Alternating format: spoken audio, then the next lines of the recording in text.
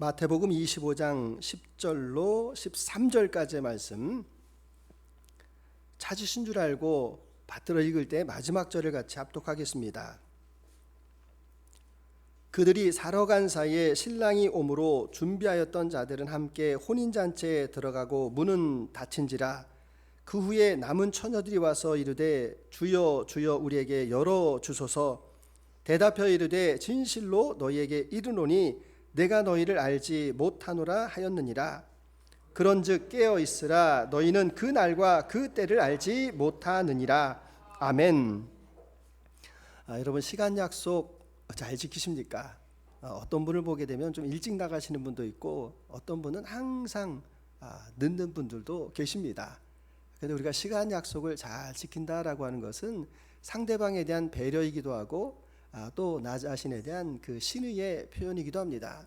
그래서 예수님께서도 시간 약속을 엄수하셨는데 9월에 우리에게 주시는 성품 달력이 시간 엄수입니다.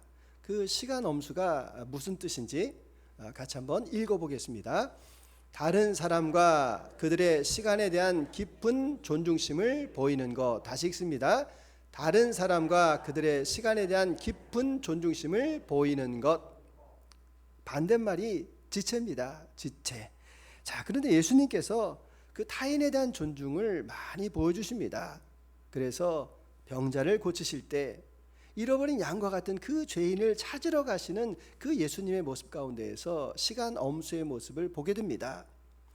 특별히 예수님께서 그 시간에 대해서 어떻게 지키고 계셨는가? 요한복음 4장 8절의 말씀에 보시게 되면 여러분 같이 한번 읽어보겠습니다. 예수께서 길 가시다가 피곤하여 우물 곁에 그대로 앉으시니 때가 6시쯤 되었더라. 아멘. 자, 요한복음 이 4장 6절의 말씀은 예수님께서 이제 이 수가성에 있는 그 한 여인을 우물가에서 만나는 그런 장면입니다. 그럼 우리는 이렇게 예수님께서 가시는 행로 가운데에서 그 여인을 우연히 만났겠다 이렇게 생각하지만 이 말씀을 잘 살펴보면 아닙니다. 예수님께서 먼저 가서 기다리고 계신 것을 알 수 있습니다. 자, 보시면 예수님께서 길을 가시는데 피곤하셨다라는 말입니다. 그러니까 그 여인을 만나기 위해서 예수님께서 먼저 오셨는데 6시쯤 됐습니다. 정오 12시 때악볕이 정수리에 가장 많이 내려지고 있는 그 시간에 예수님께서 이제 지치시면서 피곤하셨다 이런 말입니다. 근데 중요한 말씀이 여기에서 우물 곁에 그대로 앉으시니라고 말이 나옵니다. 이 앉으시니라는 말은 이 과거 완료형을 쓰고 있는데 이 말의 의미가 무엇인가 하면 예수님께서 이 여인을 기억하시고 그 여인을 미리 찾아오셨다라는 이야기입니다. 그리고 그 12시 그 뜨거운데 떼약볕을 피할 수 없는 그곳에서 이 여인을 기다려주셨고 이 여인을 만나주셨고 이 여인의 상처를 치유하시고 그리고 하나님의 사람이 되도록 이 여인을 부르고 계시는 그런 장면을 보게 됩니다. 우연이 아니라 예수님께서 준비되어진 시간에 일을 하고 계시고 그리고 그 여인의 그 가장 큰 슬픔, 남편이 5이나 있고 삶 속에서 가진 고초가 있음에도 불구하고 그 삶에서 헤어나오지 못한 그 죄악에서 벗어나지 못하고 있는 그 여인을 예수님께서 찾아오셨다 이것을 우리에게 말씀하고 계십니다. 그것을 볼 때 주님께서 우리 안고 일어섬을 다 기억하시고 우리의 머리털까지도 다 세심받으셨다. 여러분 사실 이 예배라고 하는 것도 연약한 우리를 주님께서 기다려주시는 것입니다. 친구 삼아주시고 영원한 하나님 나라의 언약 백성으로 삼아주시는 것이 바로 이 예배 아니겠습니까? 그래서 이 예배라고 하는 것은 주님과의 교제, 만남 이렇게 해석할 수 있는데 여러분 만남이 성사되기 위해서 반드시 전제 조건이 한 가지가 있습니다. 그것은 바로 그 만남을 주선하고 그 만남에 대해서 중요하게 여기고 그 만남 가운데에서 미리 가서 기다리고 계시는 분이 계시다라는 이야기입니다. 여러분 우리가 이 예배를 드리는데 주님께서 기다리고 계시는 겁니까? 아니면 우리가 먼저 와서 착석하고 있는 것입니까? 이 예배는 주님께서 먼저 와서 기다리고 계시고 여러분을 맞이하고 계신다라는 이야기입니다. 그래서 시편 22편 3절에서 이스라엘의 찬송 중에 거하시는 주는 거룩하시니다 라고 고백을 합니다. 야고보서 4장 8절에서 하나님을 가까이 하라 그가 너희를 가까이 하시리라. 주님께서 먼저 와서 기다리고 계시는 시간이 바로 이 예배의 시간인 것입니다. 그래서 우리는 기쁘고 감사한 마음으로 예배를 드리는데, 우리가 예배를 드리다 보면은 먼 길에서 오시는 분들이 있습니다. 너무너무 감사합니다. 저도 예전에 1시간 30분 운전을 해서 드리는 그 예배당에 간 적이 있습니다. 근데 갈 때는 너무 힘이 드는데 그 가는 발걸음 가운데서 마음에 큰 기쁨이 넘칩니다. 주님, 이 예배 공동체에 제가 속하게 하신 거 감사합니다. 그리고 그 예배를 드리고 나서 먼 길이었지만 일주일이 너무너무 행복했었던 그런 기억을 가지고 있습니다. 그래서 여러분, 우리에게 중요한 것이 무엇이겠습니까? 그것은 바로 주님께서 우리를 먼저 기다리고 계신다. 나는 그 주님 앞에 응답하겠다라고 하는 것이 바로 예배고 우리의 약속이다라는 이야기입니다. 그 예배를 드리는 것이 얼마나 중요한가? 예배자가 나오지 않습니까? 창세기 4장에 보시게 되면 똑같이 예배를 드리는 가인이 있고, 형 가인이 있고 동생 아벨이 있습니다. 자, 형 가인을 보시게 되면 그 가인은 미완료입니다. 늘 그 마음의 준비가 되어 있지 않았다는 이야기입니다. 그러니까 예배 시간이 돼가지고 아이고 벌써 또 예배 시간이 됐네, 허겁지겁, 그리고 농산물을 지었는데 그 농산물 가운데에서 눈에 보이는 대로 주님 앞에 가져와서 예배를 드립니다. 그런데 그 기준이 되고 있는 그 아벨 동생을 보시게 되면 그 동생은 양을 드립니다. 여러분, 이 양을 드린다라고 하는 것은 가난하다는 이야기입니다. 못 살았다는 이야기입니다. 왜 그런가 하면은 그 당시에 육식을 합니까? 안 합니까? 안 합니다. 육식이라고 하는 것은 노아 홍수 이후에 하나님께 허락하신 것이지, 그 당시에 양을 키우는 것은 양의 털만 그리고 양의 젖만 사용할 수 있는 것이기 때문에 사실 돈 되는 건 고기 아닙니까? 그러니까 형이 농사 짓는 사람이라서 훨씬 더 잘 살았고 풍족했고, 이 아벨은 가난하지만 그 일을 왜 하는 겁니까? 그 일이 선업이니까. 그 아버지가 하나님과의 그 약속, 가죽 옷을 입히시고 하나님께서 번제로 드리는 것을 기뻐하신다라는 것을 알기 때문에 스스로 가난을 선택해서 그 일을 감당하고 있는 것이 바로 이 아벨의 제사였다라는 것입니다. 그러니까 아벨은 완전하게 다 제물을 갖춰서 하나님 앞에 이미 마음이 준비되어서 드립니다. 어느 제사를 받겠습니까? 어느 제물을 주님께서 연락하시겠습니까? 저도 마음 가운데 이런 생각이 듭니다. 좀 조심스러운 말이지만 예전에 제가 다녔던 교회에서는 예배 시간이 늦으면 예배당 문을 닫았습니다. 저도 닫아보고 싶습니다. 늦게 오는 사람들 닫아두고 싶은데 못합니다. 마음이 약해서 떠나갈까 봐 못합니다. 만약에 제가 여러분 문을 닫았다, 여러분 늦었다, 어떻게 하시겠습니까? 기분 나빠. 나 이 교회 안 다녀. 여러분, 그게 아니라는 겁니다. 그 자리에서 내가 오늘은 늦었구나, 마음의 준비가 되지 않았구나, 내가 다음에는 주님 앞에 온전한 예배를 드려야 되겠다라고 하는 그런 결단이 있어야 되는 겁니다. 저에게는 용기가 필요하고 여러분들에게는 결단이 필요하다라는 것을 우리에게 다시 한번 말씀합니다. 그래서 이 시간을 지킨다라고 하는 것이 무엇이겠습니까? 그것은 준비되어진 예배를 내가 주님 앞에 드리겠습니다라고 하는 것입니다. 그래서 예수님의 그 비유 가운데에서 이 오늘 말씀을 들려주고 계십니다. 오늘 말씀은 다 아시는 것처럼 슬기로운 처녀 5과 어리석은 처녀 5의 이야기가 나옵니다. 결혼식 배경으로 나옵니다. 근데 이 결혼식에 대해서 우리가 전제로 먼저 생각하실 것이, 요즘 결혼식은 빵틀을 찍어내듯이 결혼식을 합니다. 요즘 결혼식에는 주례가 없습니다. 그래서 물어봤습니다. 왜 주례를 안 서나요? 라고 물으니까 그 이유가 무엇인가 하면 예식장에서 싫어한답니다. 왜냐하면 40분간을 시간을 주는데 20분간이 사진 찍는 시간입니다. 그 나머지 시간을 허겁지겁 들여야지 이 시간에 맞추고 다음 사람들이 갈 수 있기 때문에 그 주례나 이런 예식 절차에 대해서 생략하라고 권고하는 경우가 많다라는 겁니다. 자, 그래서 우리는 이 결혼식을 이렇게 쉽게 생각할 수 있지만 이 갈릴리 결혼식은 전혀 다릅니다. 거기에는 적어도 1년 동안의 준비가 필요합니다. 자, 양가 부모와 함께 이제 결혼을 하겠다라고 승낙을 하고 정혼을 합니다. 정혼이라는 것은 다 아시지만 약혼과는 좀 다릅니다. 약혼은 이 가문과 집안과 서로 인사하는 상견례이지만 정혼을 하게 되면 인사뿐만 아니라 같이 살지는 않지만 법적으로 부부라는 효력이 있습니다. 자, 그래서 이 정혼한 상태에서 어떻게 하는 겁니까? 신부는 자기 집으로 돌아가 가지고 예복을 준비합니다. 자기가 입을 예복을 준비하고, 그리고 신랑이 언제 올지 모르니까 항상 그 예복을 입고 잠을 자는 겁니다.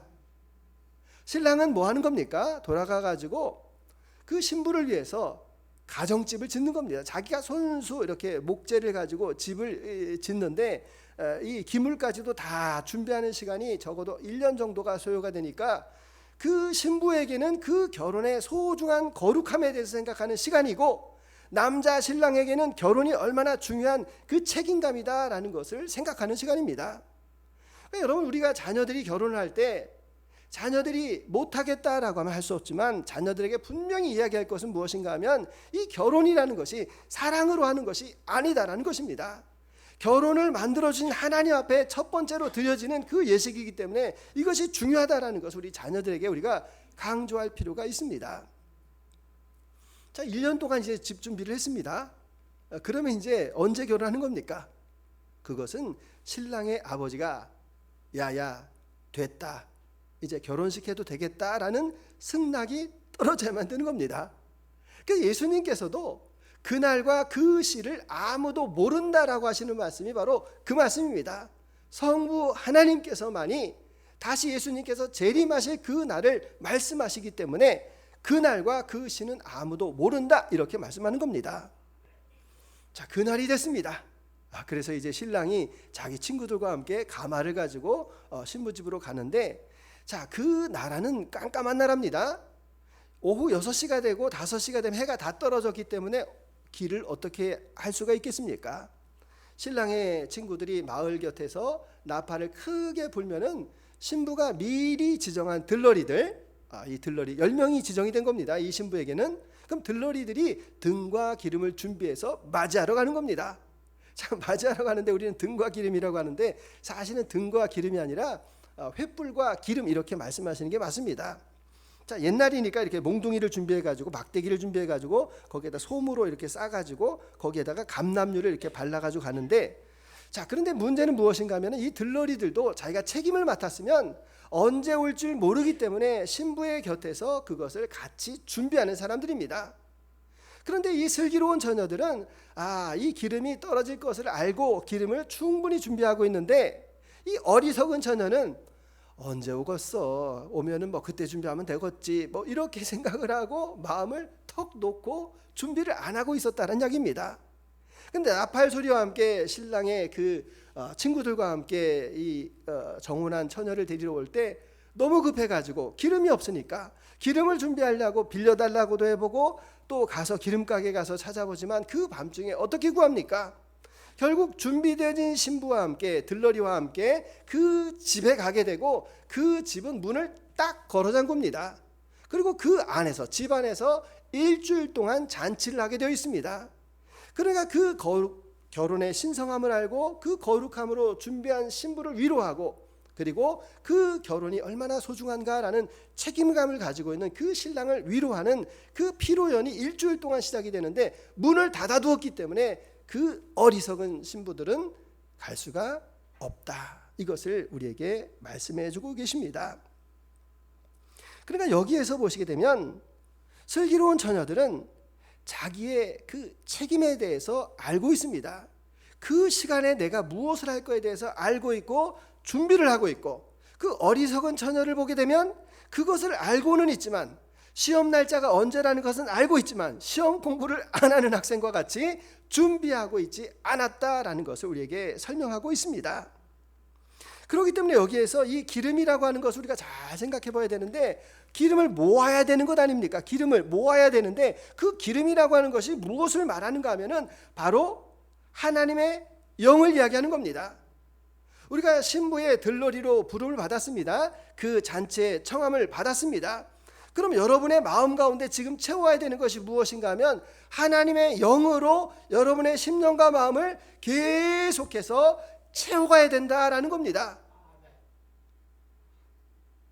누가 점검해 주겠습니까? 물론 제가 물어볼 수 있습니다. 신앙생활 잘하고 계십니까? 하모요, 잘하고 있습니다. 이렇게 대답을 할 수 있습니다. 그런데 여러분의 그 마음의 심령 가운데 하나님의 영이 가득한 것은 아무도 모릅니다. 여러분만 알 수 있습니다. 여러분 스스로가 그 하나님의 영으로 채우지 않으면, 그 기름을 준비하지 아니하면 그 잔치에 들어갈 수가 없다. 이것을 우리에게 분명하게 말씀하고 계십니다. 그래서 여러분, 우리에게 필요한 것이 무엇이겠습니까? 그것은 내가 주님의 영으로 나를 채워가기를 원합니다. 주님의 영으로 채워가는 것 순간순간 꼭 필요합니다. 여러분이 무료한 시간을 보내고 계십니까? 스마트폰을 봐야 되겠다, 누구하고 전화 통화해야 되겠다라는 것도 중요하지만 그 시간 가운데에서 하나님께서 나에게 베풀으신 은혜가 무엇인가, 그 감사를 기억하고 여러분의 마음 가운데 채우시는 것이 더 중요합니다.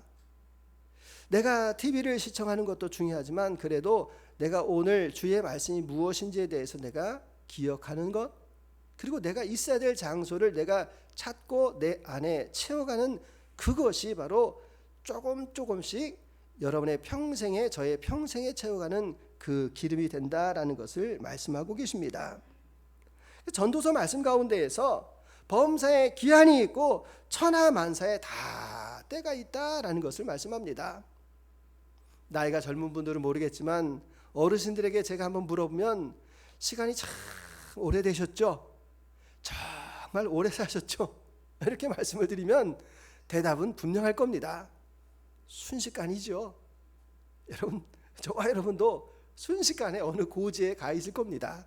그 고지에서 눈도 침침해서 성경을 보기도 힘들고, 여기에 보청기를 끼지 않으면 내가 들을 수도 없고, 어느 순간에 그 종점에 우리가 다다를 때가 있는데, 그때에 내가 기름을 채우려고 해도 그 시간은 너무나도 부족하다. 이것을 말씀해 주고 있습니다. 예수님의 제자들을 한번 보시기 바랍니다. 예수님의 제자들 겟세마네 동산에 예수님께서 같이 기도하러 가자, 깨어 있으라 이렇게 부탁하셨습니다. 근데 그들은 그 몸은 예수님을 위하여서 갈 수가 있었습니다. 근데 마음은 예수님과 함께 할 수가 없습니다. 왜냐하면 예수님께서 왜 기도하시는지, 왜 예수님께서 십자가를 지는지에 대해서 그들은 알지 못했기 때문에 그렇습니다. 그러니까 마음은 딴 데가 있고, 그러니까 피곤하죠. 저도 기도할 때 보게 되면은 기도가 안 될 때가 있습니다. 하품만 많이 날 때가 있습니다. 그것은 내가 내 마음이 주님과 이렇게 다 있지 않을 때가 많기 때문에 그렇습니다. 그래서 그 잡생각을 계속 버리고 집중하느라고 저도 힘이 들 때가 있습니다. 그러니까 몸은 같이 있는데 마음은 따로 있었다는 이야기입니다. 예수님과 함께 있지를 못하였습니다. 결론이 뭡니까? 결국 두려움이 찾아오고 체포조가 찾아오니까 다 도망을 갑니다. 그러니까 3년 동안 같이 했었던 그 시간들은 다 헛개비의 시간이었고 다 깨졌다는 이야기입니다. 여러분, 저는 오늘 이 아침에 사실 이 시간 엄수라는 이 주제가 저에게는 좀 어렵습니다. 그래서 이렇게 쭉 이렇게 순서를 다 정해놓고 설교를 준비했는데 이게 전달이라는 게 있지 않습니까? 제가 감동이 안 되는 겁니다. 그래서 제 마음 가운데 하나님, 정말 그 설교하기 참 어렵네요. 시간에 대해서 말씀 올리기가 너무 어렵습니다. 이렇게 기도하는 가운데 제 마음 가운데 그런 생각이 들었습니다. 아무리 기적을 보고 같이 먹고 자고 살아도 그 관계가 신앙 안에 묶여있지 않다면 그거 깨지는 거구나, 이런 생각이 들었습니다. 그러면서 사실 이런 마음이 또 들었는데, 좀 죄송하긴 이야기이긴 하지만 여러분, 우리가 부부로 같이 삽니다. 부모와 자녀로 같이 살고 또 누군가와 이렇게 엮여서 같이 살게 되지만 정말 마지막 순간에 우리가 영이 묶여져 있지 않으면 그 관계는 이 세상에서 아무리 피를 나눈 사이라도 깨질 수밖에 없다, 이런 마음이 제 안에 확 들어왔습니다. 그러니까 저도 처가 있고 자식이 있고 부모님이 계시고 또 이웃이 있고 이 지체가 있는데 그 관계에 대해서 오늘 아침에 다시 한번 골똘하게 생각을 해 보았습니다. 근데 중요한 게 한 가지가 있는데 제가 오늘 이 아침에 그런 마음의 소망이 있었습니다. 오늘 조금 길게 해도 될 것 같습니다. 어저께 이대로 목사님하고 잉크 큰 게 있어가지고 같이 옮겼습니다. 이대로 목사님이 많이 도와주셔가지고 옮기는데 옷을 너무 예쁘게 입고 오셨어요. 그래서 위아래로 이렇게 티를 입고 오시고 운동화도 하얀 운동화, 멋있는 운동화를 신고 오셔가지고 같이 나르는데 제 부주의로 인해 가지고 그만 잉크가 이게 떨어져가지고 이대로 목사님 신발에도 이렇게 하얗게 묻고 옷에도 묻었습니다. 이대로 목사님 한테 제가 너무 죄송하다고 그 새 운동화를 버리게 돼서 너무 죄송하다고 하니까 괜찮습니다. 작업하러 신으면 됩니다. 이렇게 말씀을 하셨는데 속은 쓰렸죠. 그래서 제가 무슨 생각이 들었는가 하면 내가 괜히 이런 걸 했나? 내가 나 혼자 할 걸 내가 괜히 부탁을 했나? 막 이런 마음에 이런 그 어두운 그런 죄책감이 제 마음 안에 들었습니다. 이대로 목사님. 근데 중요한 것은 그렇다고 해가지고 해야 될 일을 해야 됩니까? 말아야 됩니까? 해야지요. 해야 될 일은 해야 되는 겁니다. 그 우리가 신앙생활하는 가운데에서 좌절하는 게 뭐냐면은 우리 마음 가운데 그 먹구름으로 해서 내가 운동화도 버렸고 내가 괜히 이런 일을 하고 있고 막 이러는데 아닙니다. 해야 되는 일은 해야 되는 겁니다. 해야 되는 일이 무엇인가 하면은 그 예수님과 제자들의 관계는 끝났습니다. 배반으로 끝났습니다. 그런데 이상한 일이 벌어지는데 50일이 지났습니다. 50일이 지났는데 예수님께서 부활하시고 그들에게 이런 말씀을 하십니다. 사도행전 1장 8절에서 오직 성령이 너희에게 임하시면 너희가 권능을 받고 예루살렘과 온 유다와 사마리아와 땅끝까지 이르러 내 복음의 증인이 되리라 이렇게 말씀하셨습니다. 그게 무슨 말씀인가 하면 너희의 힘으로는 배신할 수밖에 없지만 너희의 힘으로는 너희 자식을 너희 남편을 너희 아내를 너희 이웃을 변화시킬 수 없지만 그러나 성령의 능력으로는 가능하다라는 겁니다. 성령의 권능이 너희에게 임하시면 그들에게 임하시면 그들이 변화되어진다라는 그런 약속의 말씀입니다. 실제로 사도행전 2장 4절에 그들이 다 성령의 충만함을 받고 성령의 말하게 하심을 따라서 다른 언어들로 말하기를 시작하니라는 말이 나옵니다. 자, 그들은 누구였습니까? 50일 전에 배반해서 예수님과의 관계가 다 끊어진 사람들입니다. 그런데 예수님께서 말씀하신 그 성령 하나님의 영으로 인하여서 그들의 능력이 아니라 하나님의 영으로 인하여서 저들이 바뀌어졌다라는 이야기입니다. 다시 말씀을 드리겠습니다. 내가 내 자녀를 생각하고 내 가족을 생각하고 내 지체들을 생각할 때 내 마음이 깜깜할 때가 있습니다. 도대체 바뀌지도 아니하고 마음 가운데 그들을 생각할 때 마음에 그 화만 나는 그런 사람이 있을지라도 우리가 뭡니까? 기도하면. 저는 이 아침에 정말 감동받은 것이 무엇인가 하면 왜 바뀌었나? 왜 저들이 성령 받았나? 이 부분을 묵상했습니다. 왜 바뀌었지? 왜 성령을 받았지? 왜 받았습니까? 그거는 예수님께서 그 제자들을 위해서 기도하셨다는 이야기입니다. 예수님께서 새벽에 기도하시고 철야로 기도하시고 그리고 요한복음 15장 이상에서 보시게 되면 예수님의 그 대제사장적인 기도가 나오는데 그 제자들을 위해서 기도하시는 그 기도의 내용들이 쫙 나옵니다. 예수님께서 기도하셨습니다. 시간을 들이셔서 그 제자들을 위해서 쌓아놓은 것이 있었다는 이야기입니다. 그게 오늘 이 아침에 저의 마음 가운데 너무나도 큰 위로가 되었습니다. 현상을 보면은 그 잉크를 떨어뜨린 것처럼 깜깜해가지고 내가 이것을 해야 돼 말아야 되라고 우리가 그 생각 가운데에서 멈춰서 있지만 아닙니다. 여러분 거기서 낙심하지 말고 자녀를 위해서 기도하시기 바랍니다. 남편과 아내를 위해서 기도하시기 바랍니다. 그들도 우리와 같은 지체가 되고 하나님 나라의 자녀가 되어야 되는 것 아니겠습니까? 결국 자기중심적이었던 그 제자들이 시각이 바뀌어졌습니다. 성령을 받고 시각이 바뀌어졌는데 그들은 바로 기도에 힘쓰는 사람이 되었고 그리고 그들은 하나님의 말씀에 더 귀를 기울이고 성전에 있든지 가정에 있든지 그것을 가르치고 전하는 일에 쉬지 않았습니다. 서로 교제하고 공동체를 헌신하고 필요를 채워갔던 사람으로 바뀌어졌다라는 것을 우리가 알 수가 있습니다. 저도 이 부분을 생각하면서 이런 생각이 들었습니다. 제가 하나님 앞에 큰 은혜를 받은 해가 언제일까라고 생각을 해보니까 제가 대학 다닐 때 휴학했던 때가 하나님께 가장 큰 은혜를 받았다. 이제서 생각이 났습니다. 20대 때 제가 그 신용사기를 당했습니다. 신용사기. 같이 청년 때 주님을 위해서 열심히 일을 하자 이렇게 이야기를 하고 같이 열심히 일을 했는데 결국은 알고 보니까 그분이 전과자였고 전과 14범의 그 전과자에게 제가 홀딱 속은 겁니다. 그래서 그 제 마음 가운데 낙심이 굉장히 찾아왔는데 문제는 제가 예전에 만들고 있었던 같이 만들었던 청소년 잡지가 있었습니다. 그리고 그 공연도 준비하고 있었던 게 있어가지고 이걸 어떻게 해야 되는가?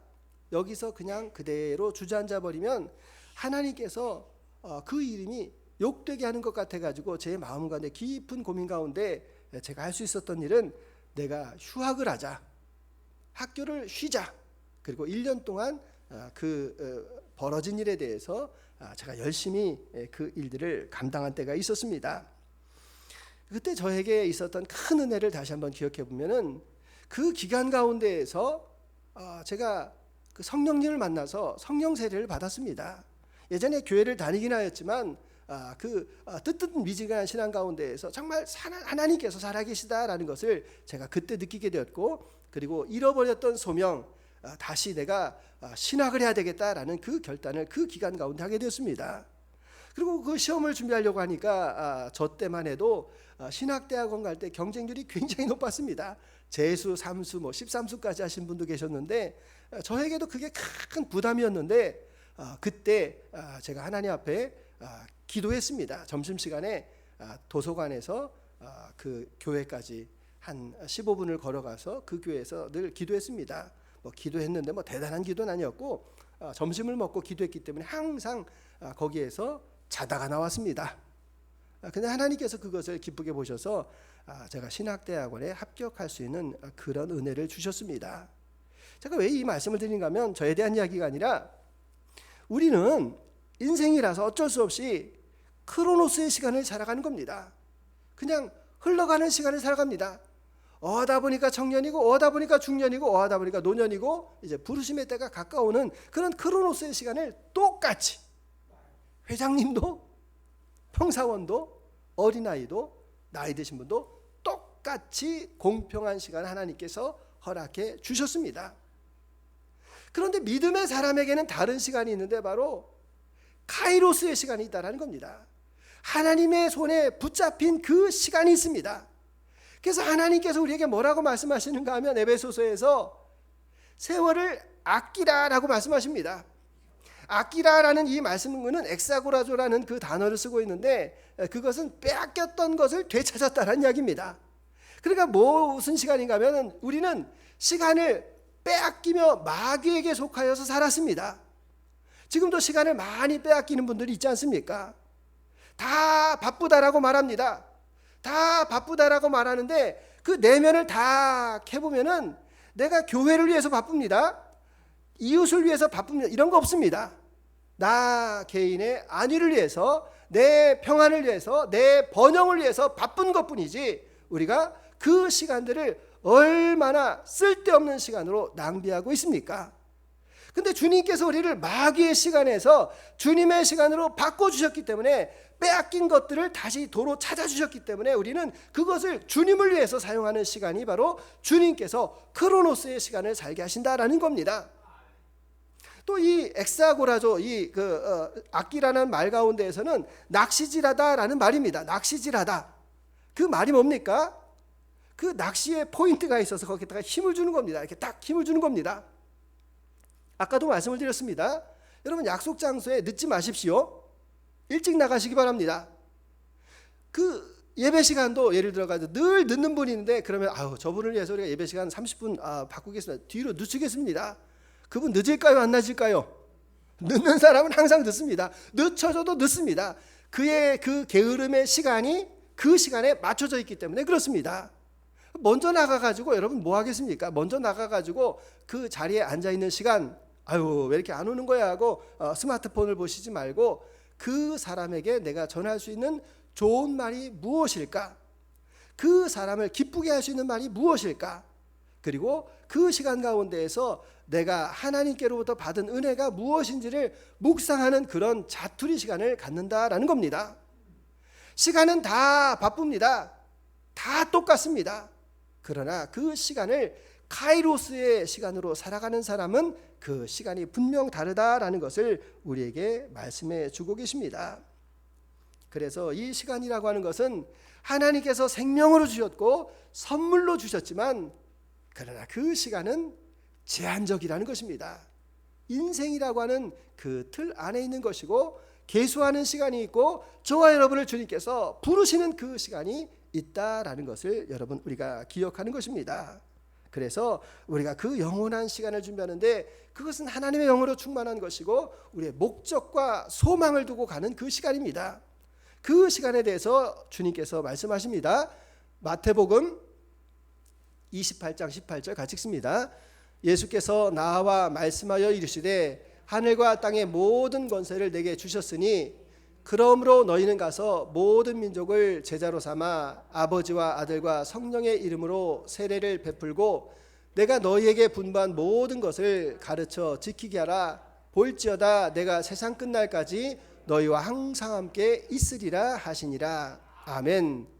그 사람의 신앙을 돌보기 위하여서 세례를 베풀고 그리고 제자를 삼고 가르쳐 지키게 하는 것, 이것이 우리에게 주어진 시간 가운데에서 가장 복된 시간이라는 것입니다. 가장 아름다운 시간이 되는 것입니다.